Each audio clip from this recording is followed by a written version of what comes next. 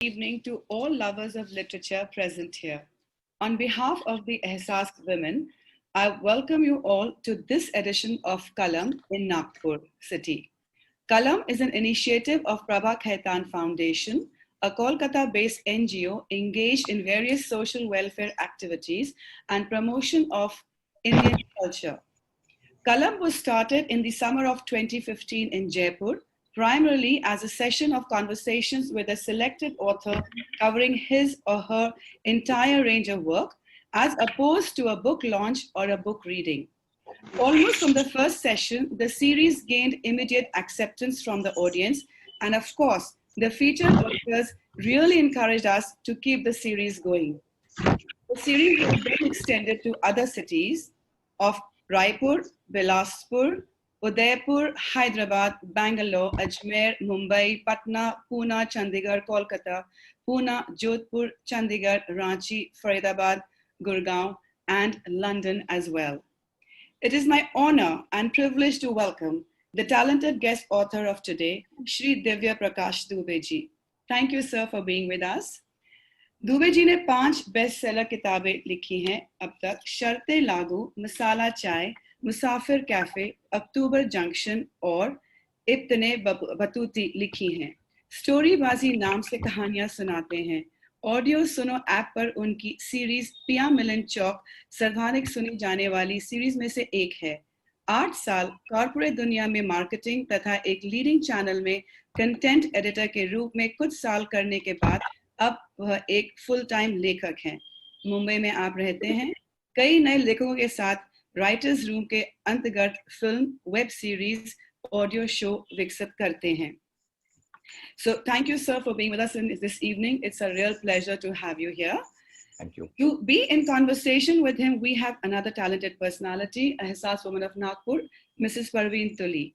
To take this session forward, I would like to welcome both of them to start this session. So friends, do sit back, relax, and enjoy this evening. Thank you, Monica. Yeah. Welcome, Dubey ji. I think Monica ने एक सार दे चुकी है आपकी journey का। So ये आपका जो भी जर्नी रही है, इसका हम सभी लोगों को पता है कि आपका वर्क बेस और आपने जो जो किताबें लिखी है, आपका प्यार लिटरेचर के लिए और आपका एक्सप्रेस करने का humorous and parallelly deep thinking attitude आपकी जर्नी को जैसे उसने उभारा है। पर हमें आपकी प्राइवेट लाइफ के बारे में और आपने लिखना और एक्सप्रेस करना कहानियों के थ्रू कहाँ से शुरुआत हुई और आपने कहाँ से सोचा और आपने कॉर्पोरेट दुनिया छोड़ के फुल टाइम लेखक बनने का प्रयास कैसे किया, आप हमें थोड़ा you walk us through this journey. Sure बहुत बहुत धन्यवाद आप सबका।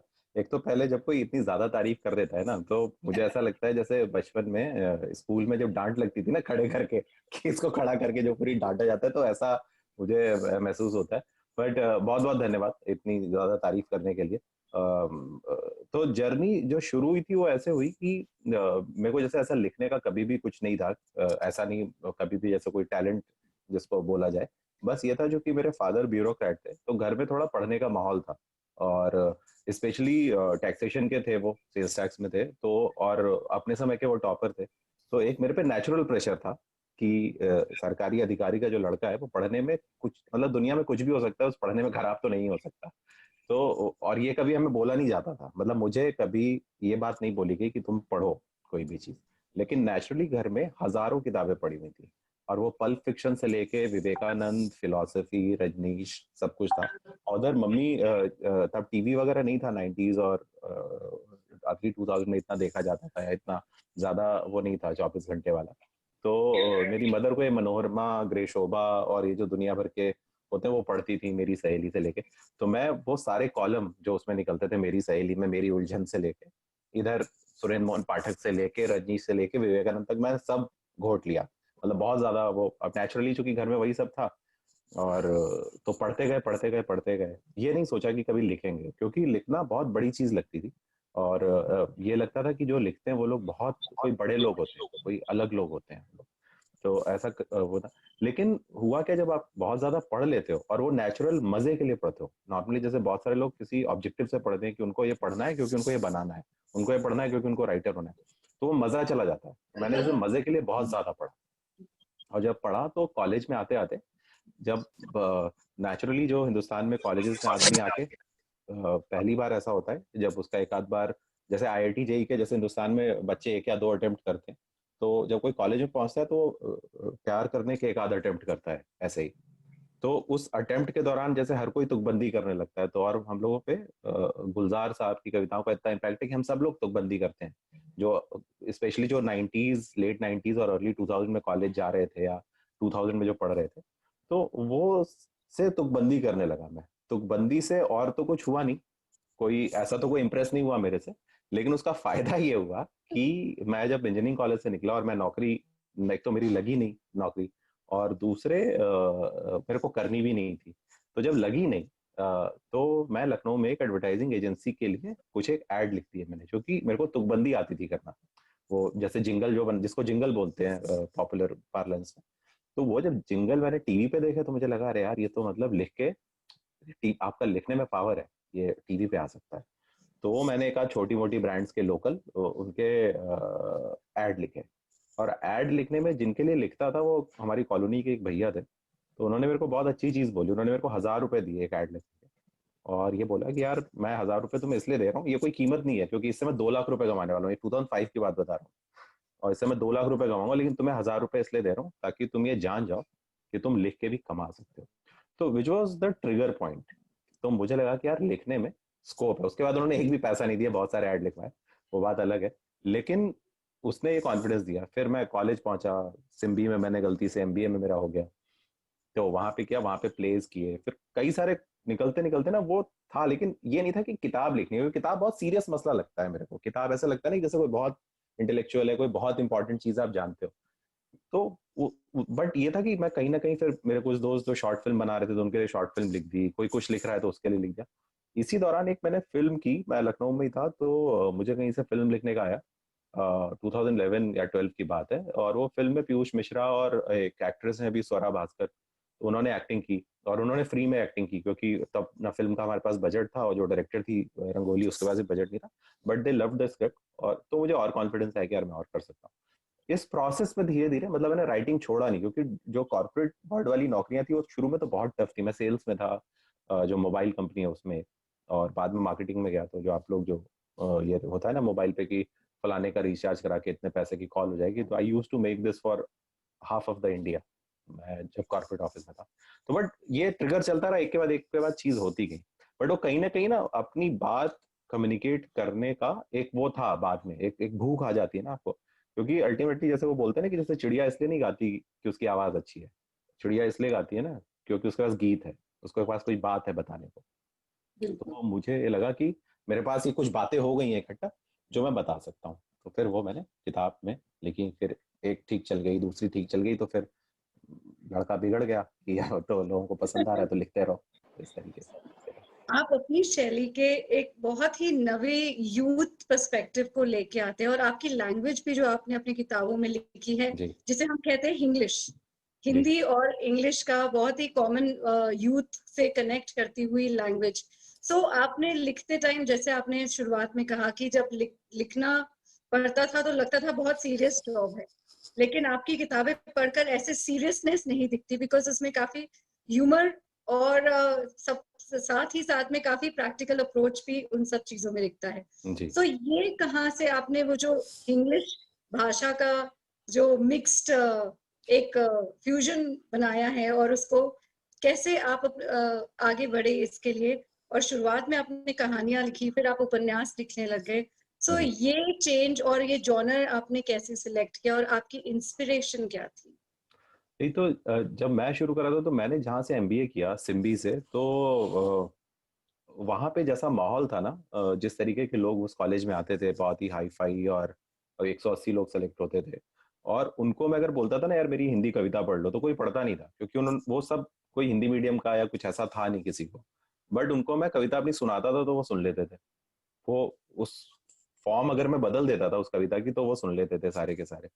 तो मुझे ये लगा कि ये जो मीडियम है ना ये मेरे को बदलना पड़ेगा, क्योंकि लिखूंगा तो कोई नहीं पढ़ेगा, और मुझे ये तो सपना भी नहीं आता था 2009-10 में कि मैं कभी किताब लिख सकता हूँ। जो इंग्लिश वाली बात है वो इंग्लिश ऐसा नहीं था कि इंग्लिश डालने के लिए डाली गई, लेकिन मैं ऐसा सोचता था कि अगर मैं किसी ऐसी लड़की की कहानी कह रहा हूँ जो नोएडा के सेक्टर 62 में किसी कॉल सेंटर में नौकरी करती है, तो जो वो बोलेगी ना, मैं देखिए उस हीरोइन को नहीं पता कि वो हिंदी कहानी की हीरोइन, वो जो बोलेगी वो वैसे ही बोलेगी, उस वो जो जैसे वो प्यार जताएगी, जैसे वो गाली देगी, वो उसकी एक अपनी भाषा होगी। वो इंग्लिश भी हो सकती है, वो चलती फिरती कोई बम्बैया भाषा भी हो सकती है, वो कोई भी चीज होती है। तो मुझे ये लगा कि मैं उस भाषा से, उस कैरेक्टर से ट्रू रहूं, उसके उसको सच में लेके आऊं सामने। तो मैंने ये नहीं देखा कि उसमें अंग्रेजी के शब्द आ रहे हैं या नहीं आ रहे हैं। वो बाद में पैटर्न जब पकड़ा लोगों ने, तब उनको लगा कि हाँ ये वैसी, जैसे वो कैंटीन की जैसे कॉलेज की भाषा होती है, या जैसे नागपुर या लखनऊ या बलिया या कानपुर के जो चाय की टपरी की जो भाषा है, जहाँ पे नेचुरली लोग बोलते हैं। जैसे बहुत ही एक कॉमन कॉन्वर्सेशन है हर शहर में कि जो बेचारे इंश्योरेंस बेचते हैं या जो बैंक में होते हैं, जिन पे बहुत प्रेशर होता है, जो सेल्स में होते हैं, आप कभी भी चाय की टपरी पे चले जाओ तो वहाँ पे कोई सिगरेट पी रहा होगा, कोई चाय पी रहा होगा, और वो हमेशा बोलेगा अरे यार बॉस ने दिमाग का दही कर दिया, आप शाम को ना पीकर अपने दिमाग की बैटरी रिचार्ज करनी पड़ेगी। They create that language. हम लोग राइटर्स नहीं करते, लैंग्वेज बनाते हैं, हम नहीं भाषा बनाते। तो मैंने बस वो रखा कि जब मैं इनकी बात लिखूंगा, उस चाय की टपरी वाले लोगों की, तो मैं उन्हीं की भाषा में रखूंगा, मैं उसमें मिलावट नहीं करूंगा। तो वो इस वजह से पैटर्न बना। और मुझे दूसरी बात ये भी थी कि जो मैं लिख रहा हूँ ना, वो ज्यादा से ज्यादा लोगों को कम्युनिकेट कर पाऊं। मैं ऐसा ना हो जाए कि मैं हिंदी को पकड़ने के चक्कर में कहानीपन चला जाए, क्योंकि कहानी ना बहुत सेकेंडरी, जो कहानी प्राइमरी है, भाषा जो है सेकेंडरी चीज है। अल्टीमेटली वो बात क्या है जो हम बताना चाहते हैं, है ना, वो भाषा कोई भी हो। तो मुझे लगा कि मैं भाषा की शुद्धता के चक्कर में पढ़ के अपनी कहानी को नहीं खराब करूंगा। क्योंकि अगर मुझे भाषा की शुद्धता और इस पे इतना ध्यान देना होता तो मैं किसी कॉलेज में प्रोफेसर हो जाता और अपने जो 30 35 50 100 बच्चों को पढ़ाता, उनको मैं एक अलग फौज तैयार करता कि अब तुम्हें हिंदी को बचाना है। तो ये सब मुझे, मेरा एजेंडा नहीं था ये इस तरीके का। मेरे को ये चीज सही नहीं लगती थी। मुझे लगता था मैं जो जैसा कैरेक्टर, उसका गला ना घोट दूं केवल ये बताने के लिए अरे नहीं नहीं तुम तो हिंदी कहानी की हीरोइन हो या हीरो। तो वैसा होता है, इसलिए ऐसा किया गया ये चीज। सो आप जब ऐसा कहा जाता है, जहां जहां आपने अपनी स्टोरी बाजी की शुरुआत करी है और जहां जहां आप कहानियां बताते गए हैं, वहां वहां 2 3 4 कला ऑथर्स को इंस्पिरेशन मिलती गई है लिखने के लिए, ताकि आप उन्हें ये बता रहे थे कि इतना सीरियस जॉब नहीं है। तो स्टोरी बाजी और संडे वाली चिट्ठी आपका बहुत ही एक अलग प्लेटफॉर्म है अपनी कहानियों को और अपने जो लिखी हुई एक्सप्रेशन को या कहानियां बताने का दुनिया की तरफ प्रेजेंट करने के लिए। जैसे आपने कहा, फॉर्म एंड स्ट्रक्चर चेंज करते गए चीजों का। जी जी। सो ये संडे वाली का चिट्ठी या उसका क्या महत्व है और लोगों तक लोग जानना चाहेंगे यहाँ। ये तो संडे वाली चिट्ठी ना ऐसी एक रैंडम आइडिया शुरू हुआ था। मैं किसी जैसे कोटा में किसी बच्चे ने सुसाइड किया था। हर साल बहुत सुसाइड होते, जैसे कोटा एक तरीके से सुसाइड कैपिटल होता जा रहा है इस देश का।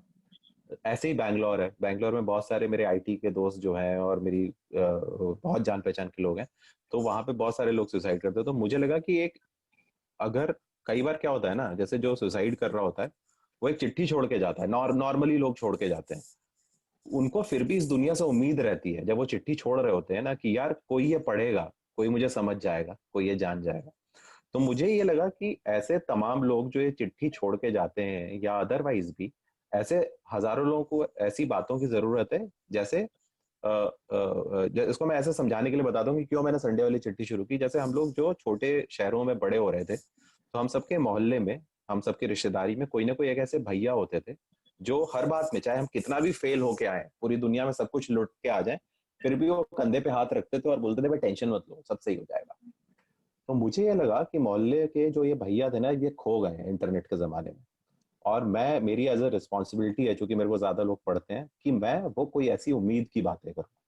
तो वो चिट्ठी का सिलसिला वैसे शुरू हुआ था, जिसमें पहली चिट्ठी मेरे ख्याल में एक बाप अपने बेटे को लिखता है, और वो बाप जो है वो सारी उल्टी चिट्ठियां लिख, मतलब जैसे नॉर्मली क्या होता है, जो पेरेंट्स बोलते हैं अपने बेटे को, बेटा मन लगा के पढ़ना और ये करना, वो चिट्ठी बहुत एंटी थेरी थी। उसमें ये सारी बातें नहीं थी। उसमें कहते कि बेटा मन लगा के पढ़ना तो ठीक है। उसमें एक जो लाइन थी मुझे अभी भी याद है, कि एक बाप अपने बेटे को बोल रहा है कि बेटा, जो अच्छे बच्चे होते हैं वो अपने माता पिता की सारी बातें मानते हैं, लेकिन जो बहुत अच्छे बच्चे होते हैं वो सारी बातें नहीं मानते हैं। सारी बातें कोई आदमी मान ही नहीं सकता, सारी बातें केवल मशीनें मान सकती हैं। तो कॉलेज से कुछ भी बन के लौटना, मशीन बन के मत लौटना, है ना। और वो बता रहे कि कैसे वो अपने दादाजी की चिट्ठी का वेट करते रहे, उनकी चिट्ठी नहीं आई। तो ये ऐसी बातें थी जो शायद बाप अपने बेटों से करना चाहते हैं लेकिन कर नहीं पाते। जैसे बहुत छोटी सी बात है, हम में से बहुत कम लोग ऐसे होंगे जो अपने माँ बाप से बहुत प्यार करते होंगे, बहुत प्यार करते होंगे, उनके लिए सब कुछ छोड़ सकते होंगे, सब कुछ जान दे सकते होंगे। लेकिन मुझे, मेरी एज के लोग थे जो, हम में से बहुत कम ऐसे लोग हैं जो अपने मम्मी और पापा के पैर तो छू लेते हैं, लेकिन जैसे मैं पर्सनली अपने पिताजी को मैंने गले कितनी बार लगाया, मैं शायद उंगली पे गिन सकता हूँ। हम दोस्तों को रोज गले मिलते हैं, हम वो कर, तो मुझे लगा ना कि इतने जो साधारण इमोशन है ना, जो बिल्कुल हमारे आसपास है, इनको एक नई नजर से देखना चाहिए। तो वो चिट्ठियां केवल, वो मैंने अपने लिए लिखी थी, मतलब मैं अपने नाम ही चिट्ठियां लिख रहा था एक तरीके से, क्योंकि वो सारी थ्योरी होती है ना कि आप दुनिया के लिए लिखते नहीं हो, आप अल्टीमेटली अपने लिए लिखते हो। तो मैं कभी बाप बन जाता था, मैं फिर उस बेटा बन के उस चिट्ठी का जवाब भी दे देता था, मैं कभी बेटी बन जाता था। तो ऐसे मैंने हजारों, मतलब उसमें कम से कम मुझे लगता है 26 से 27 चिट्ठियां मैंने लिखी होंगी अलग अलग लोगों के नाम पे, और वो सब मैं ही था। मतलब मैं अपने आप को ही उम्मीद दे रहा था, और वो लोगों को लेकिन बहुत चिपकी, क्योंकि ना हर कोई किसी न किसी ऐसी उम्मीद का रोज वेट कर रहा है। क्योंकि हम लोग का जो समाज है ना, वो हमें सुबह जब उठने के बाद से, जब आप उठ के सबसे पहले चाय पीते हुए जब पेपर या चाय कॉफी पीते हुए पेपर पढ़ते हैं, वो हमें डिसअपॉइंट होने के दिन भर में 1000 मौके देता है ना। अखबार से जो चीज शुरू होती है, शाम को न्यूज पे जब हम खत्म करते हैं, तो आप दिन भर देखिए ना, हर कोई, चाहे हम ऑफिस जाए या हम बिजनेस करें, हम हमेशा दिन भर में हमें डिसअपॉइंट होने के 1000 मौके मिलते हैं। बात यह है ना कि उसका हम कोई इलाज नहीं करते, वो हम अपने पास जमाए रहते हैं। तो मुझे था कि मैं शायद थोड़ी सी उसकी सफाई कर पाऊँ, उस 5 मिनट को ही सही कुछ चीजें कर पाए। तो यही था मतलब विचार उसके पीछे। फिर बाद में मैं बोर हो गया खुद ही लिखते लिखते, तो मैंने 26-27 हफ्तों तक लगातार लिखी, और फिर मैं छोड़ दिया मैंने लिखना से। तो आपकी ये खासियत है कि आप जो भी चीज शुरू करते हैं, आप जहां तक आपका मजा आता है उसे लिखने के लिए, तब तक आप उसके साथ रहते हो, और फटाफट आप उसका फॉर्म्स चेंज करके, जी भले वो कोई सीरीज के लिए हो, भले या कोई और फॉर्म में हो, किताब में हो, या स्टोरी बाजी हो। सो स्टोरी बाजी क्या है, और स्टोरी बाजी की शुरुआत कहाँ से हुई, ये भी हम लोग सुनना चाहेंगे। तो शुरू में क्या होता था ना, जब मैंने वेगात किताबें आ गई, और एक तो हिंदी में अदरवाइज जो राइटर्स है ना, उनको इतना अटेंशन की आदत होती नहीं है, और एकदम से जब आपको अटेंशन मिलने लगता है, आपको पता चला कॉलेज में बुला लिया बोलने के लिए। तो मेरे को जब शुरू में एक आध टेडेक्स वेडेक्स तब हिंदी में नहीं होता था, मैंने जब बोला वहां पे, तो लोगों ने देखा कि ये तो ठीक ठाक बोल लेता है। जैसे होता है ना कि एक नया प्रोडक्ट आया है मार्केट में, तो सारे, जैसे आप अगर आप एक लिट फेस्ट में अच्छा बोल आइए, तो सब जगह आपको लोग बुलाने लगते हैं। तो वो ऐसे हुआ कि जब लोग बुलाने लगे, और मेरे पास ना इतनी बातें नहीं थी तब तक बताने के लिए। तो क्योंकि जैसे मेरी जर्नी जो रही थी, वो मैं मिडिल क्लास फैमिली से आता था, और मैं ये मानता हूँ कि अगर आप मिडिल क्लास फैमिली के हैं तो आपके जीवन में कोई स्ट्रगल नहीं है ना। मैं केवल तभी स्ट्रगल मानता हूँ जब अगर आप, या तो आपकी तबीयत इतनी खराब हो, या फिर आपको इतने भी कम पैसे हो कि आपको अगले टाइम खाने का भी हिसाब ना हो आपके पास।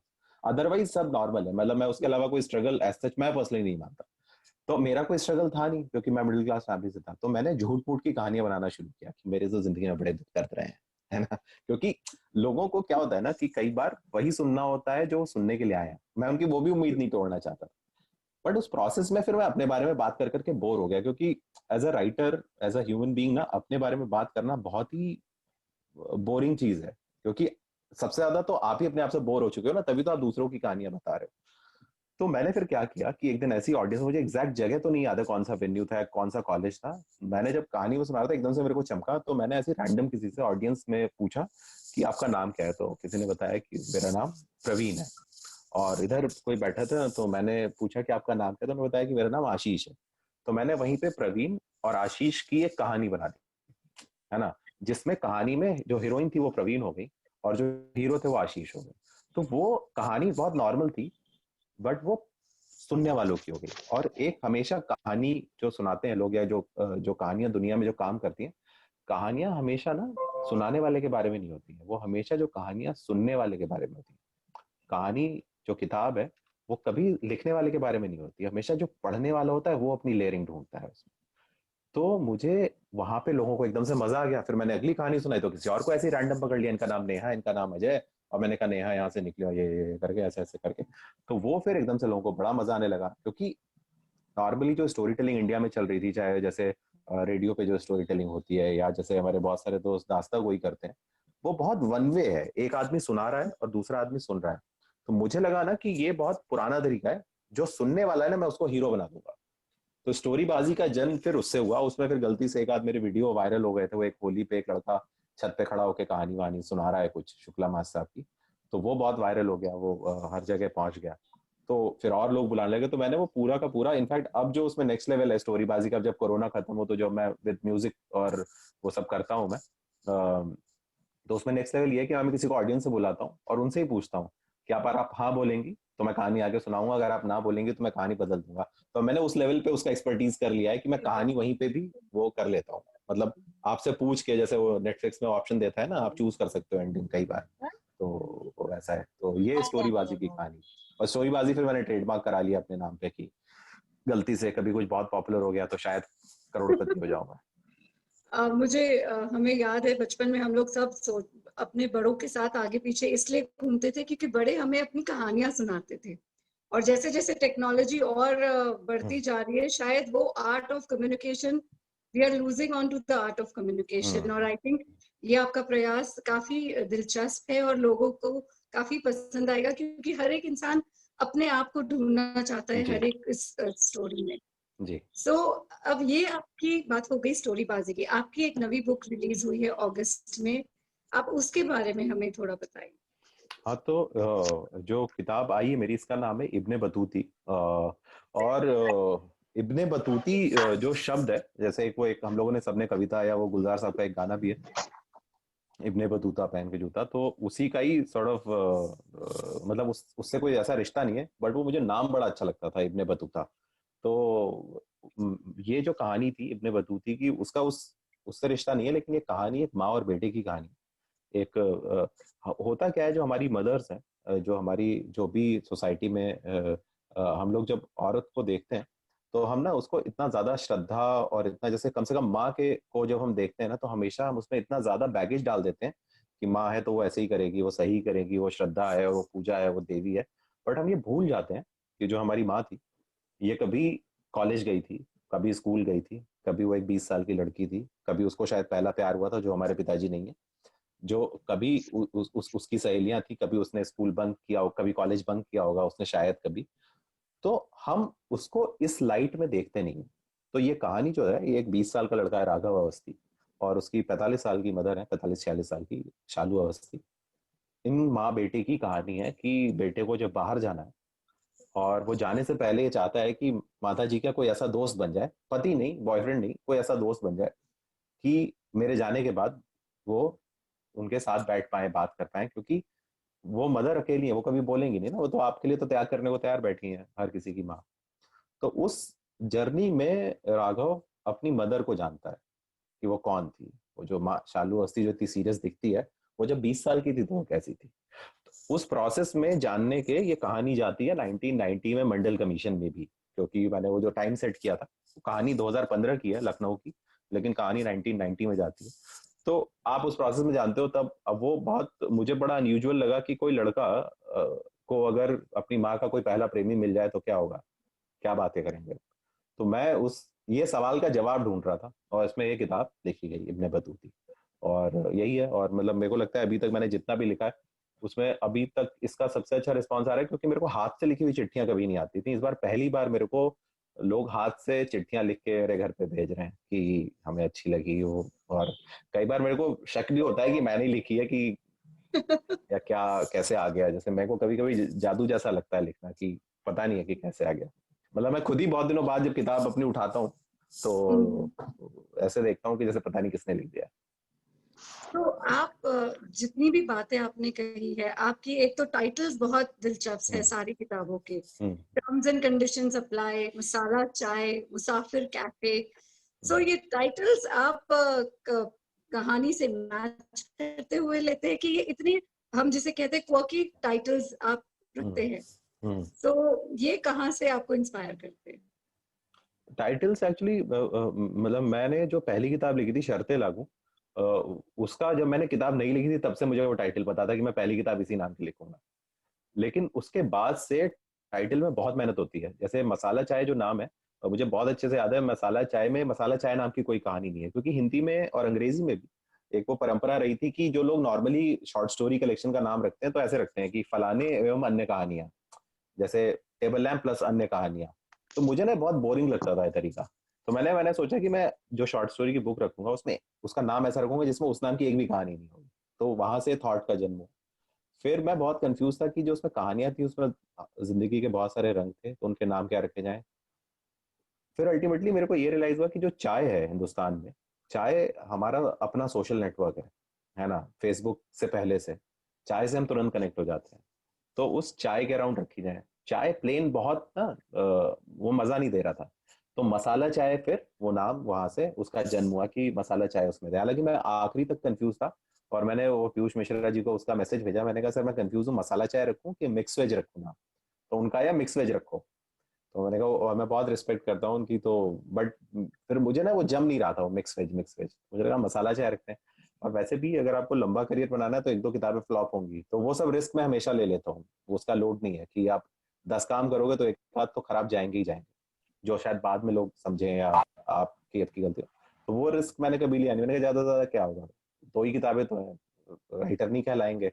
और ले लिया। ऐसे ही मुसाफिर कैफे का भी नाम था। तो मेरी कोशिश ये रहती है ना कि जब आप एक नई आइडेंटिटी लेके आओ ना, तो नाम भी आपको अट्रैक्ट करे। इट्स लाइक कि आप किसी के साथ बस में जा रहे हो या फ्लाइट में आप सीट में बैठे हो पड़ोस में, तो आपको वो पहला इंट्रोडक्शन है आपका, वो पहला इंप्रेशन है आपका, कि उसके बाद से अंदर आप देख लोगे एज अ राइटर। लेकिन किताब खोलने से पहले कोई ऐसी बात आप बता दो कि आदमी जब खोले तो उस माइंडसेट के जाए।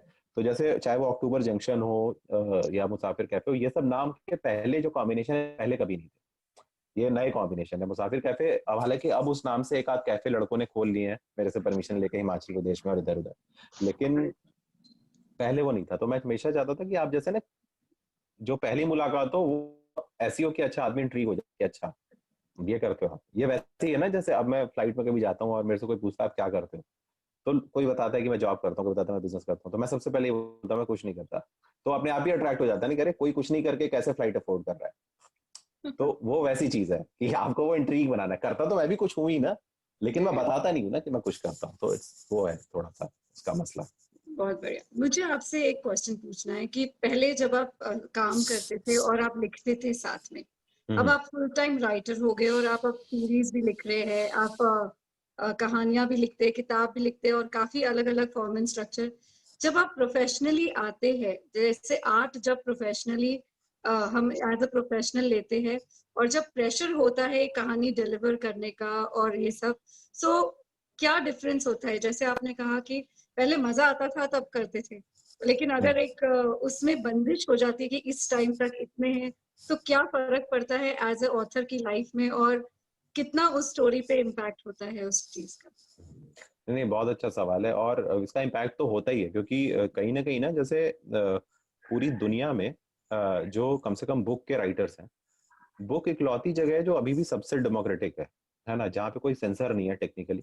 हम कुछ भी लिख सकते हैं, किसी को कुछ भी बोल सकते हैं, किसी कुछ भी कर सकते हैं। वहां पे कोई, हिंदुस्तान में तो लगभग कोई सेंसर नहीं है, मतलब अनलेस कि आप किसी को बिल्कुल नाम से गाली ना दे दो या किसी को बहुत उल्टा सीधा डिफेम ना कर दो। तो आपको जो बुक में फ्रीडम है ना, वो किसी भी मीडियम में नहीं है। क्योंकि अगर आप रेडियो के लिए क्रिएट कर रहे हैं तो रेडियो में आप कुछ चीजें नहीं कर सकते क्योंकि वहां पे एक ब्रांड इन्वॉल्व है। अगर आप वेब सीरीज लिख रहे हैं तो किसी प्लेटफॉर्म के लिए कर रहे होंगे, तो वहां पे आप कुछ चीजों को नहीं बोल सकते क्योंकि प्लेटफॉर्म की भी इमेज इन्वॉल्व है। जो ब्रांड है वो एक इमेज ही तो है, वो इन्वॉल्व है। तो दैट वेज किताब सबसे, ऐसा लगता है ना जैसे किताब लिखना जैसे कि अपने होम ग्राउंड पे खेलने जैसा है ना, कि जहाँ पे आप कहीं पे भी मार सकते हो। आप एक बार आउट भी हो गए तो कोई बात नहीं है। वहां पे थोड़ा रिस्ट्रिक्शन रहता है, लेकिन ना मजा उस रिस्ट्रिक्शन का ये है कि उसका रीच बहुत ज्यादा है। तो उस रीच को अगर आपको पहुंचना है तो आपको एक बीच का रास्ता निकालना पड़ता है। और मैं उसको एज अपॉर्चुनिटी देखता हूँ। जैसे मेरे पेज पे फेसबुक में ऑलमोस्ट 60,000 65,000 लोग होंगे मेरे ख्याल में। तो मैं ये देखता हूँ, मैं जब भी कुछ लिखता हूँ ना तो अब मैं उसको ऐसे देखता हूँ जो मैं पहले नहीं देखता था। आज से 5 साल पहले मैं थोड़ा इस मामले में रेकलेस था, थोड़ा केयरलेस था कि मैं ये ध्यान नहीं देता कि कौन पढ़ रहा है। लेकिन अब मैं कोई चीज बोलता हूँ तो मैं ऐसे बोलता हूँ कि ये 60,000 लोग मेरे साथ एक बड़े से हॉल में बैठे हैं और इसमें अलग अलग एज के लोग हैं। उसमें शायद कोई 15 साल का बच्चा भी है और कोई 45 साल 50 साल के भी हैं। तो अब मैं कोई ऐसी बात बोलूं तो वो सबके लिए हो, वो कट अक्रॉस करे। तो वो मैं ध्यान रख के ही लिखता हूँ। ये रिस्ट्रिक्शन भी है और यही अपॉर्चुनिटी भी है कि आप सबसे जुड़ सकते हो। तो मैं उसको एज अ अपॉर्चुनिटी देखता हूँ कि आप ज्यादा लोगों तक अपनी बात पहुंचाने के लिए थोड़ी सी कीमत अदा कर रहे हो। क्योंकि ना आपको कुछ भी बोलना ना हमेशा जो मजा है लिटरेचर का या एज अ क्रिएटिव का, जब तक उस पर रिस्ट्रिक्शन नहीं रहता ना, तब तक आप उस पर पूरे उससे नहीं खेलते। मजा वही है कि आप मजे मजे में भी कोई ऐसी बात बोल जाए। तो मैं उसको एज अ अपॉर्चुनिटी देखता हूँ, मतलब रिस्ट्रिक्शन की तरह नहीं देखता। बिल्कुल। और अभी आपके फ्यूचर प्रोजेक्ट आ रहे हैं, वो भी काफी डिफरेंट है जो भी आपने अभी तक किया है। उसके बारे में, अमेजोन के साथ, अमेजोन प्राइम और ये सब चीजों के बारे में, फ्यूचर कॉमन स्ट्रक्चर्स और क्या आने वाले हैं, आपका एक्सप्रेस करने का तरीका और कैसे बदलने वाला है, जी आप जी। इस बारे में बताइए थोड़ा। तो जो अभी एक जो बहुत अगले महीने मेरे ख्याल में एक सीरीज मैंने ऑडिबल है, अमेजॉन ऑडिबल उनके लिए किया है। तो वो एक सीरीज आएगी जो कहानियां मैंने सॉर्ट ऑफ प्रोड्यूस की हैं, मैं शो प्रेजेंट कर रहा हूँ। और अब वो उसके बारे में एग्जैक्ट तो मैं अभी उनके प्रेस रिलीज के बाद ही बोल पाऊंगा। लेकिन वो जैसे मैंने एक उनके लिए पुरानी सीरीज की थी, पिया मिलन चौक, जो small town meeting point stories थी। जैसे लखनऊ में एक समय जब मॉल नहीं होते थे, तो कोई कॉलेज के बच्चे चिड़ियाघर में मिलते थे, मीटिंग पॉइंट चिड़ियाघर हुआ करता था। या भोपाल में एक अलग क्रिकेट ग्राउंड जो वो जो झील है वो होती थी। या इलाहाबाद में जैसे कंपनी बाग है वो होता था। तो वो मैंने एक सीरीज की थी, तो उसी लाइन में आगे एक और सीरीज आ रही है जिसकी कहानियां मैंने प्रेजेंट की हैं। और वो बहुत ही, मतलब अभी तक वैसा कुछ मैंने नहीं किया था। बहुत ही अलग अलग तरीके के लोगों की कहानियां हैं उसमें, हर कहानी अलग है, 15-20 मिनट की एक कहानी होगी। तो एक तो ये है। दूसरे एक सीरीज लिख रहा हूँ मैं, वेब सीरीज, तो वो देखिए, अब वो तो अब कब लॉकडाउन खत्म हो तो फिर वो शूट शुरू हो सही से, और फिर हम करें। हम लोग आधे से ज्यादा लिख चुके हैं, बट वो टाइम लगता ही है। तो एक तो ये है। बाकी अभी एक किताब आई है, तो किताब से जस्ट फ्री हुआ हूँ। और किताब से फ्री होने के बाद फिर 6 महीने निकल जाते हैं कि अब हर बार मैं हर किताब खत्म करने के बाद सोचता हूँ कि इस बार जल्दी किताब शुरू करूंगा, लेकिन वो 6 महीने निकल जाते हैं। तो अभी 2 महीने ही हुए हैं हालांकि, तो देखते हैं कब शुरू होता है। तो ये चीजें हैं, और बाकी ऑडियो में और भी काम कर रहा हूँ, तो आता रहेगा अभी। फिर एक हिंदी में नई चीज अभी तक नहीं हुई है, मैं एक किताब प्रेजेंट कर रहा हूँ। जो बहुत सारे नए राइटर्स हैं उनको उतना मौका नहीं मिलता, और उनको बहुत देर में उनकी पहचान बनती। तो अब मैं दिव्य प्रकाश प्रेजेंट्स करके कुछ किताबें ला रहा हूँ। जैसे अमीश ने अभी एक किताब की है, सुहेल देव उन्होंने की है। तो उसमें तो जैसे वो भी राइटर हैं और उनके टीम ने लिखी है वो किताब। बट मैं, जैसे मैंने लिखी नहीं है किताब, बट मैं वो प्रेजेंट कर रहा हूँ सॉर्ट ऑफ। मेरे को बिलीव है उस कहानी पे कि ये बहुत अच्छी लिखी गई है। और वो ऐसे नए राइटर्स को, जैसे हम लोग का काम ये भी है ना कि जो अगली जनरेशन आएगी उसको भी हम तैयार करें, और हमसे जो बेहतर हो। तो उस कोशिश में ही मेरा पहला अटेम्प्ट है कि देखते हैं कैसा होता है। तो मेरे ख्याल में नवंबर या दिसंबर में वो किताब आएगी। बहुत बढ़िया। और आपका इतनी जर्नी, आपने इतने कम टाइम में इतना सब कुछ कर लिया है, तो ये बहुत ही इंस्पिरेशन है। तो आपके इंस्पिरेशन कौन है? ऐसे कौन से ऑथर्स हैं जिनसे आप बहुत ही इंस्पायर्ड है, या जो आपको और आगे कुछ डिफरेंट सोच या डिफरेंट तरीके से एक्सप्रेस करने के लिए आपको प्रभावित करते हैं? तो जो मेरे फेवरेट राइटर हैं, एक बहुत पहले दूरदर्शन पे महाभारत आता था, और इधर लॉकडाउन में दोबारा भी आया महाभारत। तो महाभारत के जो राइटर थे, डायलॉग राइटर राही मासूम रजा, जिन्होंने वो टर्म दिया था, मैं समय हूँ। महाभारत में कहीं पे मैं समय हूँ का कोई कंसेप्ट नहीं था, महाभारत के टेक्स्ट में नहीं था। तो वो उन्होंने 126 फिल्में लिखी थी अपने टाइम में, और डिस्को डांसर से लेके एक से एक अच्छी फिल्में। और उन्होंने टीवी के लिए भी लिखा, फिल्म के लिए भी लिखा, और उस समय आर्टिकल भी लिखते थे। तो मेरे इंस्पिरेशन राही मासूम रजा साहब है कि कभी मैं उनका 2% भी कभी ऐसा लिख पाऊँ उस तरीके का, कि आप हर मीडियम में अपने आप को एक्सप्रेस कर पाए, और वो डाइवर्सिफाई कर पाए। क्योंकि एक चीज में ना, जहाँ पे होता क्या है राइटर्स के साथ मोस्टली जो प्रॉब्लम होती है, कि वो एक जहाँ के एक्सपर्ट होते हैं ना, वो उसी पे ही खेल रहे होते हैं comfortable, after 2 books 3 books 4 books. तो जैसे इसमें इब्ने बतूती मेरे लिए वो था कि मैंने वो अपना कंफर्ट जोन तोड़ा।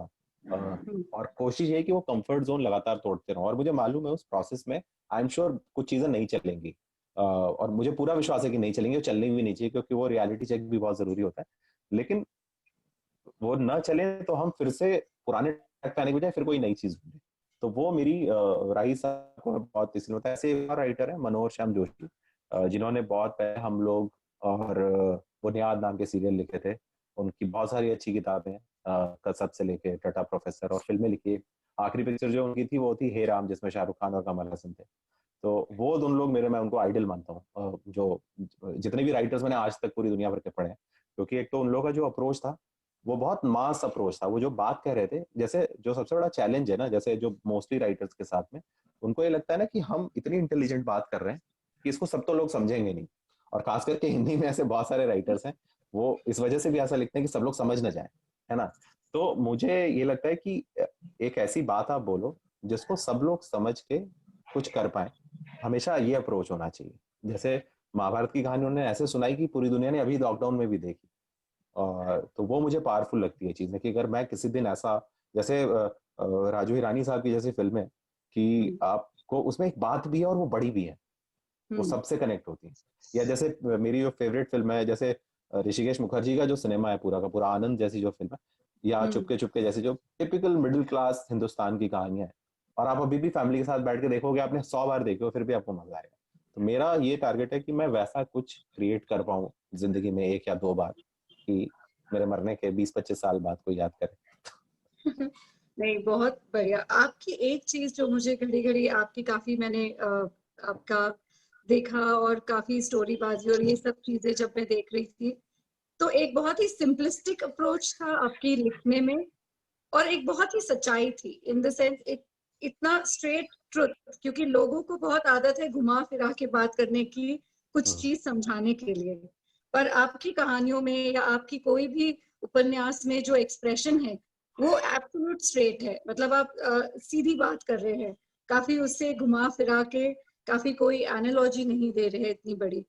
तो फिर ये जो सीधी बात जिसे हम कहते हैं, नो बकवास सीधी बात, सिंपलेस्ट और सिंपल लोगों के इंस्पिरेशन ले लेके डेली रूटीन के, और आप इस माध्यम से, इस जैसे आपने कहा है कि ये सब चीजें को मिला के, अगर आप कोई आगे कुछ मूवी लिख कर बनाते हैं, या कोई आप ऐसी कहानी बनाती है जो मास तक पहुंचे, तो वो किस बारे में होगी, या फिर आप किस जॉनर में जाना चाहेंगे?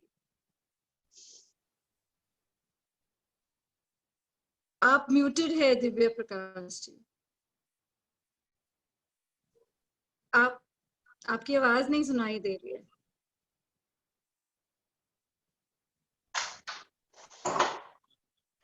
प्रियंका, आप अनम्यूट कर सकते हैं।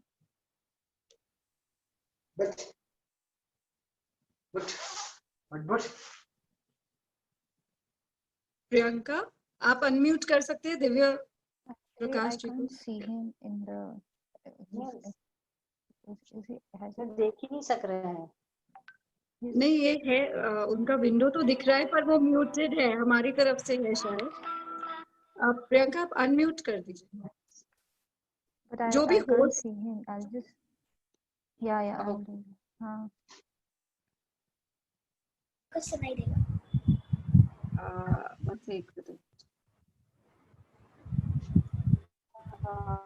हाँ, ओके, अभी हो गया। ओके, हाँ जी, ओके। तो मुझे ये तो नहीं मालूम किस बारे में होगी, बट मेरा जब भी कोई, मैं पहली फिल्म या जब भी कोई कायदे की ऐसी चीज लिखूंगा, वो ऐसी होगी जैसे कि जो आप अपने पूरे परिवार के साथ बैठ के देख पाए। मतलब ये मेरा कोई भी चीज ऐसी नहीं क्रिएट करना चाहता कि जो आदमी अपने परिवार के साथ कंज्यूम ना कर पाए, क्योंकि अब मैं कंटेंट को हिंदुस्तान में ऐसे देखता हूँ कि बहुत सारा वो इंडिविजुअल होता जा रहा है। जैसे हम बहुत सारा जो वेब सीरीज आ रही है बहुत इंडिविजुअल देखते हैं, हम फैमिली के साथ नहीं देख सकते। मेरा अप्रोच ये है ना कि जो पूरा कंटेंट है, क्योंकि मैंने 2 साल 2.5 साल एक चैनल के लिए भी कहानियां सुनी है, और मुझे यही रियलाइज हुआ कि अगर हम ऐसा कंटेंट दे पाए जो पूरी फैमिली साथ में कंज्यूम कर पाए, क्योंकि ना टीवी टाइम जो है, TV viewing time is a family time. तो अगर हम ऐसी कोई चीज बता पाए जो एक फैमिली साथ में देख पाती है, तो बहुत बड़ी बात होगी। तो जरूर, मुझे ये तो मालूम कि वो टॉपिक क्या होगा, वो कहानी क्या होगी, लेकिन वो जरूर ऐसा जरूर होगा कि जो आप, जैसे पीकू जैसी जो फिल्म है, कि आप पूरी फैमिली के साथ देख सकते हैं और आपको मजा आता है, ऐसा नहीं लगता कि टाइम वेस्ट हो रहा है किसी एक आदमी का। तो वो जरूर मेरी कोशिश रहेगी कि मैं वैसा कुछ क्रिएट कर पाऊँ। Okay, thank you Divya Prakash ji. I think हमारे ऑडियंस से काफी क्वेश्चंस आ रहे हैं, सो हम इनके क्वेश्चंस आप बता दें, या तो सवाल क्या है, या मैं चैट पे देखूं। हाँ जी, तो क्वेश्चन पूछ रहे हैं, do you write for your expression of thoughts? Writers do it as परक्या प्रवेश। अच्छा, उन्होंने एक और क्वेश्चन पूछा है, या सो आई थिंक मैं जिन्होंने क्वेश्चन पूछा है उनको अनम्यूट करके बुला लूंगी, ताकि वो अपने हाँ क्वेश्चंस को। तो प्रियंका, आप वेंडुला जी को आप कर सकते हैं अनम्यूट।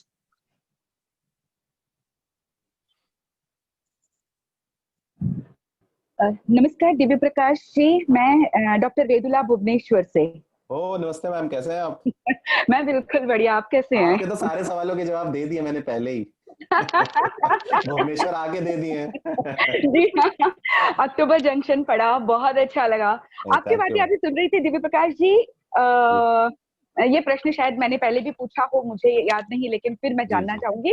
जी आप बड़े मस्तमौला लेखक हैं। जी आपके पात्र कभी आपके मस्तिष्क से उपजे हैं, कभी मन से उपजे हैं, कभी परिवेश से उपजे हैं, और कहीं से भी आप अपने पात्रों को चुन लेते हैं। जी और उन पात्रों को आपने अपने तरीके से चलाया भी है। जी कभी ऐसा कोई पात्र डट के खड़ा हो गया, दिव्य प्रकाश मैं तो अब नहीं हिलता इस जगह से, मुझे अपने हिसाब से चलना है, तुम मुझे कैसे चला सकते हो? जी ऐसा जी कभी जी हुआ होगा? नहीं नहीं, और ऐसा हुआ है। और इनफैक्ट जो मेरी कहानियों में स्पेशली जो फीमेल कैरेक्टर है, क्योंकि जी मैंने हमेशा ये किया है शुरू से भी ना कि जो स्टीरियोटाइप है फीमेल कैरेक्टर्स का वो जी तोड़ने की कोशिश भी की है। बट उसमें जब मैं सुधा लिख रहा था ना, इसका मुसाफिर कैफे वाला, जो गुनाहों का देवता के सुधा की बिल्कुल एंटीथेसिस है, एंटी थेरी है उसकी पूरी की पूरी। जिसने भी गुनाहों का देवता पढ़ी होगी उसमें एक सुधा है, और मैंने एक सुधा लिखी थी। तो वो जी सुधा शुरू में तो मैं सोच रहा था कि वो गुनाहों की देवता की सुधा की बिल्कुल एंटी है, वो सीधी थी तो ये तेज है तो सब कुछ है। लेकिन एक पॉइंट के बाद सुधा ने अपना वो कैरेक्टर ढूंढ लिया था, और वो 6 महीने ऐसे थे जब मैं कुछ भी नहीं लिख पाया था, क्योंकि मैं कोशिश ये कर रहा था कि मैं लिखवा लूंगा, मतलब मेरे मन में जो है वो मैं करवा लूंगा। लेकिन फिर अपने आप ही वो एक इंडिविजुअल आइडेंटिटी उस सुधा ने ले ली। तो वो उन्होंने बहुत सारी चीजें जो बाद में लिखी हैं वो मेरे को कैरेक्टर ने ही डिराइव की, वो मेरे मन में नहीं थी। तो इसीलिए मैं ना हमेशा राइटिंग को ना बहुत स्पिरिचुअल मानता हूँ कई मामले में, कि मुझे पता नहीं होता। जैसे आप मेडिटेशन जो लोग भी करते हैं या जो लोग भी ध्यान लगाते हैं, आपको पता नहीं होता ना कि ध्यान में आपको कौन सा आइडिया चमकने वाला है। जब जी आपको बोला जाता है ना कि आज हम आपको कुछ नहीं सोचना है, तो आपको कोई थॉट नहीं, फिर भी एक थॉट आता है, तो वो थॉट आप नहीं सोच रहे होते, वो कहीं से रैंडम आपका सबकॉन्शियस हिट कर रहा होता है। जी तो वो कैरेक्टर ने उसमें कर लिया था। स्पेशली इसमें भी जो इब्ने बतूती जो किताब है, इसमें शालू अवस्थी का एक कैरेक्टर में एक चीज थी, अब पता नहीं सबने शायद पढ़ी नहीं होगी। तो उसमें एक पॉइंट पे ना आके उस कैरेक्टर ने मेरा साथ हाथ छोड़ दिया था, फिर वो उसने अपनी एक जर्नी की जो मुझे बिल्कुल नहीं पता थी कि ये होने वाला है इस कहानी में। और मैं हमेशा ना राइटिंग को ऐसे ही देखता भी हूँ कि वो जंगल में जैसे लालटेन लेके आप निकल जाओ, लालटेन से आप एक बार में एक ही कदम चल सकते हो, जब आप एक कदम चलोगे तो अगला कदम दिखेगा, लेकिन आपको पूरे जंगल का नक्शा पता है? नहीं पता है। ऐसा है। आपको तकलीफ नहीं होती जब पात्र इस तरह से अपनी राह चुन लेते हैं आप? नहीं, वही मजा आता है ना कि मुझे नहीं पता ये चीज, अगर मेरे को ये पता ही हो तब तो वो मेरा बॉस हो जाएगा ना कि जिसको सही पता है, है कि कैसे रिएक्ट करेगा। सही है। तो वो वही मजा आता है मुझे उसमें। बहुत बहुत धन्यवाद दिव्य बहुत बहुत प्रकाश, धन्यवाद आपसे आपका। बात करके बहुत अच्छा लगा। बहुत धन्यवाद। थैंक यू विदुला जी, आप हरदम बहुत ही दिलचस्प क्वेश्चंस पूछते हैं, बहुत अच्छा लगता है आपको मिलके। Thank you Praveen, thank you. और प्रियंका, और कोई क्वेश्चंस, ऑडियंस का क्वेश्चंस है? Yes yes I am here. हाँ जी, हाँ जी, हाँ जी, हेलो। हाँ हाँ बताएं जी, बताएं। हाँ, मैं पूनम मिश्रा नागपुर से बात कर रही हूँ। जी जी, आप 3 किताबें लिख चुकी हैं, मैंने पढ़ा अभी। बताएं बताएं। हाँ, मैंने 3 किताबें लिख चुकी हूँ, उसमें एक मेरी कैकेयी है। किंतु जी मेरा जी प्रश्न एक ऐसा है कि मैं जल्दी नहीं लिख पाती हूँ, जी क्योंकि मुझे कोई भी चीज को, थीम को बनाने के लिए ही मुझे कभी कभी महीना 6 महीना भी लग जाते हैं। तो हम्म। ये, जैसे आप राइटर हैं, आप कहते हैं आप चाहते हैं कि 6 महीने में खत्म, मुझे तो साल लग जाता है किताब लिखने में। जी, तो ये आप आइडिया कैसे क्रिएट करते हैं, क्योंकि मुझे बहुत समय लगता है। अब इसका तो कोई सही जवाब नहीं है मेरे पास, लेकिन समय हम सब लोगों को लगता है। मैं जैसे मैंने सारी किताबें, अगर मैं एवरेज टाइम देखूंगा तो सबका 1.5 साल है एवरेज टाइम। जो मैंने 5 किताबें लिखी हैं और जी करीब 8-9 साल में मिला के लिखी हैं, तो वो 1.5 साल तो लगता ही है। अब बात यह है कि जो मुझे एक चीज बस लगती है कि अगर 8 साल, 8 महीने, 10 महीने तक भी कोई आइडिया आपको बार बार दिमाग में आ रहा है, तो आपको उसको संजो के रखना चाहिए। और जो एक ट्रिक मैं यूज करता हूँ, जैसे कि मैं हमेशा जिस भी दिन बैठता हूँ लिखने में, वो डेट नोट करके रखता हूँ अपने पास। जी और मैं रोज तो नहीं बैठता लिखने, मतलब जैसे मैं अब तो रोज बैठ रहा हूँ जब से मैंने नौकरी वोकरी छोड़ दी है, लेकिन जी मैं डेली का एक ग्राफ रखता हूँ, मेरे पास एक कैलेंडर पूरा मेंटेन होता है कि मैंने किताब कितनी सिटिंग में लिखी है। ओह मैं गुड। उसको बिल्कुल हिसाब किताब रखता हूँ, वो कि ये जैसे दवा आदमी लेने का उसको टाइम बीपी नोट करते हैं ना, या शुगर नोट करते हैं, आप डायबिटिक अगर हो तो मैं उसको जी ग्राफ की तरह लिखता हूँ ताकि मेरे पे प्रेशर रहे कि मुझे लिखना है, मुझे लिखना है, मुझे लिखना है। हाँ, तो कई क्योंकि बार क्या मुझे होता है। कविता में भी, कविता लिखने में भी मुझे उतना ही कभी कभी तो खैर कविता तो मैं 8 दिन में लिख लेती हूँ, बट मेरे को जी, बहुत सोच के मैं बहुत डीप तक जाती हूँ सोचने के लिए। नहीं नहीं, तो ये तो जैसे और अच्छी बात है कि राइटर्स के साथ सबसे अच्छी चीज ये नहीं कि जो हम 1.5 साल लगाते हैं सामने वाला उसको 5 घंटे में पढ़ लेता है। ये बात तो तो है। वो उसके अब 5 घंटे वर्थ हो, उसके लिए अगर आपको 2.5 साल 3 साल भी लग जाए तो कोई बात नहीं। जैसे मेरी एक बड़ी फेवरेट किताब है मराठी, ययाति नाम की किताब है, विष्णु सखाराम खांडेकर ने लिखी थी, और उसके जी प्रीफेस में मैंने पढ़ा था कि उनको किताब लिखने में 6 साल लगे थे। हाँ तो अगर 6 साल लगा के भी अगर आदमी ये एक ययाति लिख ले तो वो जी 6 साल वर्थ है। मैं तो कह रहा हूँ 10 साल भी लगा के लिख ले तो वो 10 साल वर्थ है। तो समय का तो सोचना नहीं चाहिए। समय तो हम्म, कुछ वैसे भी हाइपोथेटिकल है ना, हम लोगों ने बनाया हुआ है इसलिए है। ये बात तो है, सही बात है। जी आपसे बहुत अच्छा लगा मुझे बात करके, बहुत ही बहुत बढ़िया। धन्यवाद, बहुत धन्यवाद। हाँ thank you Poonam ji. I think Ashlesh ji का क्वेश्चन है, आप अनम्यूट कर दीजिए अश्लेष जी को। प्रियंका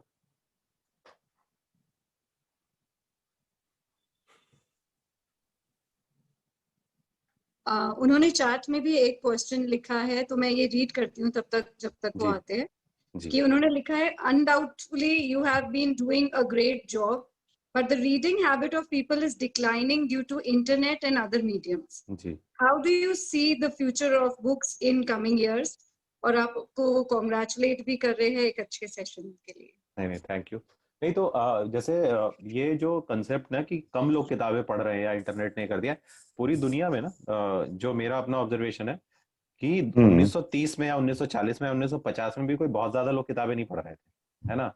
पढ़ना अपने आप में डिमांडिंग काम है। वो इजी, जैसे हमारे कॉलेज में एक प्रोफेसर थे, तो उन्होंने जब गॉडफादर पढ़ी, उनका अगले दिन का पेपर छूट गया। तो वे बोले कि यार मैंने वो 80 रुपए की किताब खरीदी थी, लेकिन आज तक उसकी मेमोरी, वो मेरे दिमाग में जो गॉडफादर है वो कपोला भी नहीं बना पाएगा कभी, है ना, जो डायरेक्टर थे बाद में गॉडफादर के। लेकिन अगर मैं 200 रुपए दे के वो फिल्म देख लेता तो मेरी वो 80 रुपए की किताब की लाखों रुपए की मेमोरी चली जाती, है ना। तो ये इस पूरी दुनिया में जैसे किताबें हमेशा से कम लोग पढ़ रहे थे, है ना। लेकिन अच्छी चीज क्या है कि इंटरनेट और इसके बाद भी आज से 150 साल पहले और उससे भी 300 साल पहले राजा अकबर के समय भी लोग जितना बोर हो रहे थे ना एक दिन में, आज भी इतने मल्टीपल स्क्रीन के समय में, मोबाइल, टैब, कंप्यूटर, लैपटॉप, ये वो, टीवी, मल्टीपल स्क्रीन के समय भी हम राजा अकबर से कम बोर नहीं हो रहे हैं। हम उतना ही बोर हो रहे हैं। ये ये फैक्ट है, फैक्ट है। तो यस। ये बहुत अपॉर्चुनिटी है हम सबके लिए कि किताबें ना हमेशा से बहुत इंडिविजुअल अटैक करती हैं।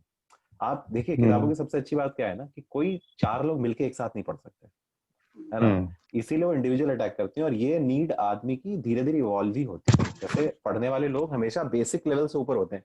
मतलब मैंने बहुत कम देखा है कि बहुत आदमी किताब भी पढ़ता हो और बहुत अनरीजनेबल बात करे, ऐसे लोग बड़े कम होते हैं। या तो उन्होंने एग्जैक्टली, किताबें वैसी हाँ। पढ़ी हो हाँ, करेक्ट करेक्ट। अलग रंग की पढ़ी हो किताबें तो लेकिन ऐसा लेकिन किताब करेक्ट। पढ़ने में नॉर्मली ठीक ठाक लोग होते हैं। अगर आपके साथ फ्लाइट में या बस में या ट्रेन में, जहाँ पे भी आप कोई भी, यस। या सी प्लेन में या रॉकेट में, कहीं पे भी कोई किताब पढ़ने वाला पड़ोस में बैठो तो नॉर्मली वो बोर नहीं करेगा, मतलब अनलेस कि वो राइटर ना हो। Correct correct. तो वो ऐसा है। तो मैं इसको ना ये नहीं देखता कि इससे कोई थ्रेट है सच, मतलब वो नहीं, अपने आप में। एक्चुअली मैंने ये सवाल इसलिए पूछा, मेरे कुछ एक लोग जो दोस्त हैं जो लिखते हैं तो वो बड़े त्रस्त नजर आते हैं इस चीज को कि साहब मैंने किताब लिखी, बिकी नहीं, उसके बाद उन लोगों ने क्या करा, सॉफ्ट कॉपीज बना बना के ऑनलाइन बेचना शुरू करा तो वो नहीं बिकी, या जिस किताब का प्राइस 60-70-100 रुपए रखा तो उसको 5 या 10 रुपए में ऑनलाइन बेचना चाह नहीं रहे हैं, बिक बिकेगी रही फिर वो। है। नहीं नहीं, वो हाँ इतना तो डेस्परेट होने पे कभी किताब नहीं बिकती हाँ, वो आप। डेस्परेशन उनका हाँ है, तो हाँ वही मैं जानना चाह रहा हूँ, because I normally don't write, मैं तो बहुत हाँ कम लिखता हूँ और कभी कभार हाँ लिख लेता हूँ कुछ, but I am not a हाँ प्रोफेशनल राइटर।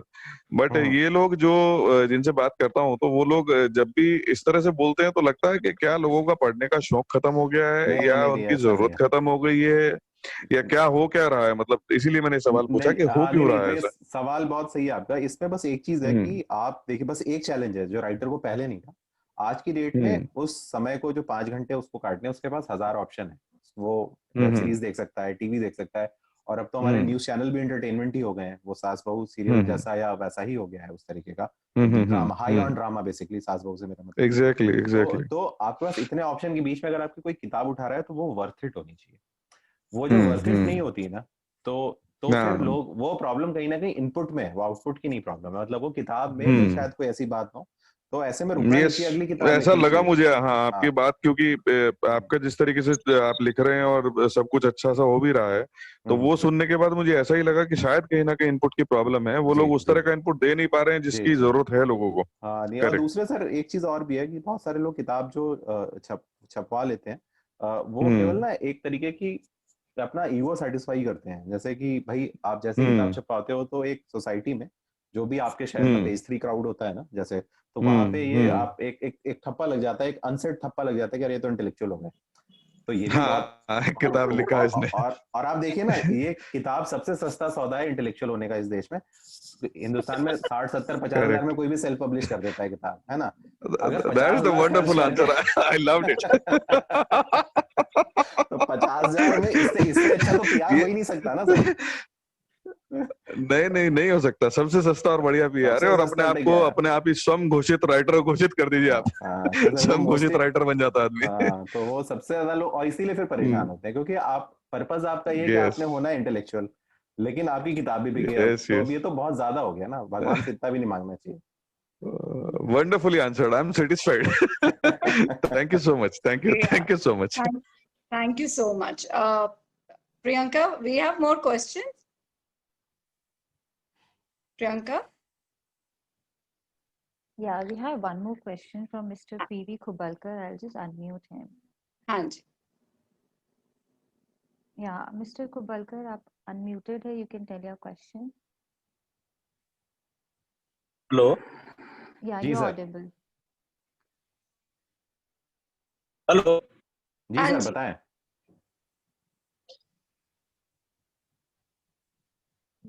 कुबालकर बोल रहा हूँ मैं। जी, जी, मैंने जो लिखा था, whether you write for your own expression of thoughts, जी, और जो परकाया प्रवेश होता है, लेखक का एक हाँ, ऑब्जेक्टिव ये भी होता है कि वो परकाया प्रवेश करता है, जी, तो लोगों के दिमाग को वो अपने थॉट्स से चेंज करते हैं या सोच बदलना चाहते हैं। जी। Are you writing like that? नहीं सर, तो मैं ये चीज मैं सोचता नहीं था पहले, लेकिन जो आखिरी किताब मैंने लिखी तो उसमें जो मुद्दा है, जैसे मैं आपको बताऊं कि इब्ने बतूती, बहुत अच्छा सवाल आपने पूछा कि जो मुद्दा था ना, मैं ये मानता था कि जैसे हिंदुस्तान में जो सेकंड मैरिज है, जो दूसरी शादी है, उसको अभी भी ना हमारी सोसाइटी सही नजर से नहीं देखती, है ना।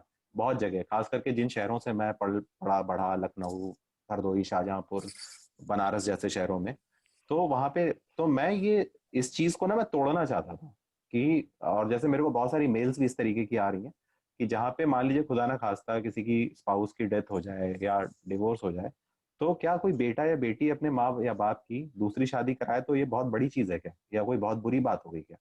तो मैं ना ये, जैसे एक जो मेरी गाइडिंग फिलोसफी रही है हर किताब लिखने से पहले, एक मजाज साहब करके बहुत बड़े शायर हुए, उनका एक शेर है कि जमाने से आगे तो बढ़िए मजाज, जमाने से आगे तो बढ़िए मजाज, जमाने को आगे बढ़ाना भी है। तो एज अ राइटर मेरी रिस्पॉन्सिबिलिटी है कि जो परकाया प्रवेश जिसको आप बोल रहे हैं, कि हम लोग सबकॉन्शियस में जाके हिट कर पाए कोई ऐसी चीज कि थोड़ा सा दुनिया बदले, है ना, वो कहीं रहता है। और परकाया प्रवेश में दो तरीके से भी देखता हूँ कि कई कई बार आप असली देखिए, एक तो ये होता है कि जो मैंने देखा है कि मैंने इस शहर में देखा और मैंने वो लिख दिया, वो बहुत बेसिक लेवल राइटिंग होती है। आफ्टर अ पॉइंट आपने जो इमेजिन कर लिया ना बिना जिए, वो ज्यादा बड़ी चीज हो जाती है। और जितना आप इमेजिन कर पाए, अब जैसे मैं पीएम हाउस में कभी नहीं गया, लेकिन मैं अगर कभी पीएम हाउस की कहानी लिखूं और ऐसे लिखूं कि लगे कि हाँ यार ये तो होता है यहाँ पे, तो आप इमेजिनेशन से भी अचीव कर सकते हैं। दो पार्ट थे, मैं इसको दो तरीके से इंटरप्रेट कर रहा हूँ सवाल के। तो वो कोशिश तो रहती है कि हम कोई ऐसी बात बोले जो समाज को बदले, क्योंकि ना अदरवाइज क्या हो रहा है कि हम लिप सर्विस ही तो कर रहे हैं। एक तरीके से किसी भी बात पे हम खुद, जैसे न्यूज चैनल से लेके हर जगह एक हाई मॉरल ग्राउंड लेते हैं कि समाज में ये बुरा हो रहा है, हम बुरा बताते हैं, हम सही करने का सोल्यूशन बहुत कम बताते हैं as a creator, as a communicator या एज अ राइटर। मेरा काम ये भी है कि मैं थोड़ा सा उसको आगे बढ़ा पाऊँ। कोशिश तो ये रही है, कितना सफल हुआ ये तो वक्त बताएगा। दूसरा एक Thank you. और नया जो है आजकल पावर पॉइंट से स्टोरी टेलिंग का कंसेप्ट है, आर यू इन दैट? आप कुछ उसमें कर रहे हैं? नहीं सर, वो मैं स्टोरी पावर पॉइंट न चलाना पड़े इसलिए मैंने नौकरी छोड़ दी। मैं तो दिन भर में 25 बनाता था। नहीं, बट उससे काफी इम्पैक्ट तो आता है इमीडिएट, नहीं not sir, for long term. नहीं मैं ना वो नहीं, वो बिल्कुल आता है। और मैं चूंकि मार्केटिंग में रहा हूँ तो मेरे को वहाँ की असलियत भी बहुत अच्छे से पता है। लेकिन ना मुझे ये लगता है ना कि अभी भी कहानी ना, जैसे हमसे जो हमारे पूर्वज जो थे ना, जब वो आग जला के शाम को बैठते थे और बैठ के जब कहानियां एक दूसरे को किस्से सुनाते थे, मुझे लगता है वो जो अनुभव है ना, बिल्कुल बिल्कुल सही है ना, वो अनुभव यस, और आज उसमें बीच में लाइफ टाइम एक्सपीरियंस है। हाँ, तो वो उसको डाइल्यूट न करते हुए हम लोग बहुत बेहतर कर सकते हैं उसमें। फिर पावर पॉइंट उसका एक तरीका हो सकता है, मतलब, लेकिन जो असली फीलिंग है ना कि बैठ के आदमी अपना दिल खोल रहा है, अल्टीमेटली वो चीज है ना। जैसे आप लोगों से बात कर रहा हूँ तो ऐसा नहीं लग रहा ना कि मैं मिला नहीं हूँ, और या बराबर। उस तरीके। तो वो चीज जो है ना, वो पावर पॉइंट केवल उसका टूल हो सकता है, लेकिन पावर पॉइंट से कहानी बेहतर हो जाएगी इसकी कोई गारंटी नहीं, और नहीं होती है सर, वो मार्केटिंग वालों को मैं जानता हूँ। यही Thank जो you. परकाया प्रवेश तो डायरेक्ट लिखने से ही होता है। जी जी जी जी। हाँ जी, बहुत धन्यवाद। बहुत धन्यवाद। Over to you Monika. अच्छा, हमारे पास एक और क्वेश्चन है। जी जी। There's a question. Okay. Miss Riya Chawla, she wants to ask, how did you manage time for writing while or writing during your corporate job? तो सर मैम मैं देखिए आपको एक पता नहीं, आप मुझे आपकी उम्र और आपका ये नहीं मालूम कि आप क्या करते हो, लेकिन मैं एक बात बताता हूँ। जब कार्ल मार्क्स ने थ्योरी दी थी ना कि दुनिया के सारे मजदूर एक हों, उसमें उस थ्योरी में एक अधूरापन था जो मुझे लगता है पर्सनली कि आज की डेट में ऐसे भी कई सारे एम्प्लॉयज हैं। जैसे वैसे तो नॉर्मली कंपनियां शोषण करती हैं एम्प्लॉयज का, लेकिन आज की डेट में ऐसे भी कई एम्प्लॉयज थे मेरी तरह जो कंपनियों का भी शोषण करते थे। तो मैं उसको ऐसे देखता था। मैं बहुत आपको एक बहुत ही जो मैंने फॉलो किया है, देखिए आप अगर आपको सही में कॉर्पोरेट के साथ में करियर बनाना है एज अ राइटर या कोई भी क्रिएटिव आर्ट फॉर्म, है ना, इरिस्पेक्टिव, चाहे आपको सितार बजाना हो या गिटार बजाना हो या कुछ योगा ही सिखाना हो या सीखना हो, मैं हमेशा मानता था आपको पहले तो ना एक चीज से इम्यून हो जाना चाहिए। अगर आपको दो करियर बनाने हैं, एक साथ दो करियर को लेके चलना है, तो जो सबसे ज्यादा लोगों का, जो मेरे बहुत सारे दोस्त जो बहुत अच्छे राइटर हो सकते थे, बहुत अच्छे क्रिएटर हो सकते थे, वो नहीं हो पाए, उसकी एक वजह थी क्योंकि उन्होंने अपनी नौकरी को ना बहुत सीरियसली लिया। उनको ऐसा लगा कि वो कोई दुनिया बदलने वाले हैं। इसमें कोई शक नहीं है कि वो दुनिया बदल रहे होंगे और वो कर रहे होंगे, लेकिन मैंने इसको ऐसे लिया कि अगर मैं अपने जॉब में मीट्स एक्सपेक्टेशन पे रहता हूँ, है ना, तो मेरे पास हफ्ते में 5 दिन मैं नौकरी को दे रहा हूँ, मेरे पास 2 दिन बचते हैं। साल भर में सैटरडे और संडे मिला के 104 दिन होते हैं, 52 सैटरडे पड़ते हैं, 52 संडे पड़ते हैं। तो जब मैं फ्राइडे शाम को अपने घर लौटता था अपने ऑफिस से, तो मैं उन 2 दिनों को, जो अगले 2 दिन मेरे पास होते थे, मैं उनको ऐसे नहीं देखता था कि केवल 2 दिन है। मैं सोचता था कि ये जो 100 दिन मुझे मिले हुए, 104 दिन मिले, उसका ये 36वां दिन है, 37वां दिन है, या 48वां दिन है, 52वां दिन है। तो जो आप देखिए ना, अगर आप इसको जोड़िए एक साथ, इनको अपने दिमाग में इमेजिन करिए, तो आपके पास साल भर में 3 महीने से ज्यादा है। आप 15 दिन घूम लोगे, आप 15 दिन घर के काम में बिजी हो जाओगे, 5 दिन आपकी शायद तबीयत खराब हो, किसी रिश्तेदारी में जाना है, दोस्त की शादी में जाना है, फिर भी 60 दिन, 50 दिन, 40 दिन ऐसे हैं जो केवल आपके अपने हैं। उन 40 सेटिंग से ज्यादा मुझे नहीं लगता कोई नॉवल या कोई किताब या कोई चीज लगती है ऐसा लिखने में। तो हमेशा ना मैं उसको एक कंटिन्यूअस पीस ऑफ टाइम लेता था, जिसने मेरी बहुत हेल्प की। तो मैंने ये मेंटल ब्लॉक रखा ही नहीं कि मेरे पास टाइम नहीं है। मैं तो ये मान के चलता था कि मेरे पास 12 महीने से 3 महीने तो सैटरडे संडे है, जिसमें मैं लिखूंगा या मैं अपना क्रिएट करूंगा या मैं पढ़ूंगा या जो भी मैं करूंगा। तो ये चीज अगर आप ध्यान रख के करेंगे तो आप उसको लेंगे। और दूसरे, मैंने ये चीज सोच ली थी कि मेरे को ना बहुत फार एक्सीड एक्सपेक्टेशन लाना ही नहीं है ऑफिस में। तो मेरे पे वो प्रेशर हट गया कि अब मेरे को ना, जब रेस में फर्स्ट नहीं आना है, तो आपको जब सेकंड ही आना है, तो आप चाहे फिफ्थ आओ और चाहे आप सिक्स्थ आओ या सेवेंथ आओ, उससे फर्क नहीं है ना, जब आपको फर्स्ट नहीं आना है। तो मैंने वो प्रेशर भी हटा दिया, तो उससे मेरा एक पैरेलल करियर बन गया। Okay, thank you. I had one more question. आपका राइटिंग रूटीन कैसा है? मतलब आप अभी जैसे फुल टाइम राइटर हो, तो how do you manage physical activity and workout? Because as you know, sedentary lifestyle हो जाती है बैठे बैठे लिखने में, सो उसके बारे में कुछ बताइए। नहीं, अभी आजकल तो मेरा शेड्यूल बहुत गड़बड़ हो गया है, मतलब फिलहाल, मतलब जो टाइम बिंग, क्योंकि मैं कुछ काम से बॉम्बे आया हूँ।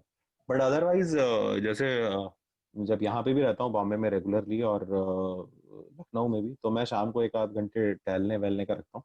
और अब मेरे साथ जो सबसे अच्छी चीज़ है ना, कि अब मैं नहा धो के सुबह तैयार होके 10 बजे से लिखने बैठ सकता हूँ। जो मैं पहले ट्रैफिक में जाता था, ऑफिस जाता था, मैं दिन भर में एक टाइम देता हूँ। और मैं कोशिश ये करता हूँ कि एक दिन फ्री रखूँ नए इनपुट्स के लिए, नए उसके लिए, नई चीजों को आने के लिए या ब्रेक के लिए, क्योंकि राइटिंग अब मेरे लिए नौकरी हो गई है ना, तो मैं उसमें बहुत ज्यादा फटीग नहीं चाहता। तो मैं आराम से 1 हफ्ते का टारगेट लेता हूँ कि मेरे को हफ्ते में ये चीजें खत्म करनी है, और फिर मैं बैठता हूँ। लेकिन मेरा जैसे वो फिक्स टाइम है कि 10 बजे मैं बैठ जाऊंगा, लेकिन इतना भी फिक्स नहीं है कि अगर कोई काम आ गया तो मैं वो छोड़ नहीं दूंगा। मतलब ऐसा ब्रह्मा जी की लकीर नहीं है वो। तो लेकिन अब कोशिश ये रहती है कि दिन भर में 6-8 घंटे मैं दे पाऊँ उस टाइम पे, और रात के 8-8 बजे तक सब निपटा दूं, सब ऐसा। क्योंकि पहले जब नौकरी कर रहा था तब ये था कि रात में 10 बजे बैठता था, कभी तो रात में 2 बजे तक है, तो वो सबसे फ्री हो गया अभी मैं उस तरीके का। क्योंकि मेरे को ये रियलाइज हुआ कि आपको अच्छी राइटिंग करियर के लिए जो सबसे इम्पोर्टेंट चीज है, वो आपका एक ऐसे जो आपकी फैमिली लाइफ है, और जो आपकी, वो बहुत इंपॉर्टेंट है आपके लंबे राइटिंग करियर के लिए। और तो वो मैं चीज पहले नहीं जान समझता था ये। मैं पहले फैमिली की कॉस्ट पे और सब पे बहुत समय तक मैंने लिखा है, लेकिन मुझे लगा कि जो फैमिली लाइफ है आपकी, वो बहुत इंपॉर्टेंट है। इसीलिए मैं हमेशा राइटर्स को ये बोलता हूँ जो बहुत यंग एज के होते हैं, कि आपको राइटिंग के लिए स्टेबल रिलेशनशिप में रहना बहुत जरूरी है। जो बहुत ही एंटी थ्योरी है जो राइटर्स मानते हैं जैसा। क्योंकि जब आपका दिमाग ना, जब आप लिख रहे हो तो किसी और चीज पे नहीं होना चाहिए, अब बाकी चीजें सॉर्टेड होनी चाहिए, चाहे सॉर्टेड असली में हो या ना हो। उतने 8 घंटे, 6 घंटे, 2 घंटे के लिए आपको दुनिया में किसी भी चीज की फिक्र नहीं होनी चाहिए कि दुनिया कितनी खराब है, अच्छी है ना। तो वो रहता है, तो ऐसा कोई फिक्स नहीं है, लेकिन मोटा मोटा टारगेट लेके चलता हूँ।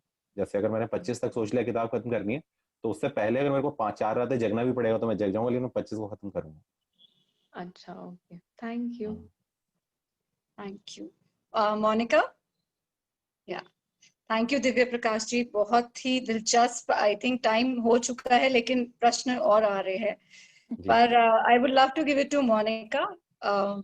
Yeah, before that, Divya Prakash ji, thank you for such an great conversation, and thank you audience for great questions. And I would like to announce the best question for Mr. Kubalkar. And now I'm muting Monica. You can go for the vote of thanks. Best question के लिए मिलना क्या चीज है? we had this little thing Okay. और छोटा सा एक token of appreciation. Okay. Yeah. Thank you very much. Yeah. Okay, great. Dubey ji, क्या बोलूं, मैं समझ में नहीं आता है, because we have got so used to English around us, but the beauty of the language while you were talking was truly endearing. मैं चाहूंगी कि मेरी भी भाषा, जो मैं फ्लुएंसी जिस प्रकार हिंदी में सोचती हूँ, बोलने में भी आए। आपको सुनने के बाद तो अभी मन कर रहा है। मैं प्राइवेट ट्यूशन भी देता हूँ मैम, तो आप बताइए। Online tuition? नहीं, ऑनलाइन मैं नागपुर, अब तो मैं खाली हूँ, तो मैं नागपुर आके भी महीने भर ट्यूशन दे सकता हूँ। चलिए आइए, it'll be a pleasure to welcome you. Absolutely. So जिस प्रकार अपना सेशन गया है, and the kind of genuine audience that we've had shows their regard and respect for you, Dubey ji, and I'm delighted that they've joined us this evening. Thank you so much, all of you, for joining us this evening. It's been an absolute pleasure to listen to you, Dubey ji. We really wish that we will meet soon when we have a physical meeting in Nagpur, because our hospitality partners are Radisson always, and we're really looking forward to start those again. So we hope to see you again there. I'd like to thank our hospitality partner, Radisson, and also our digital and our media partners as Lokmat.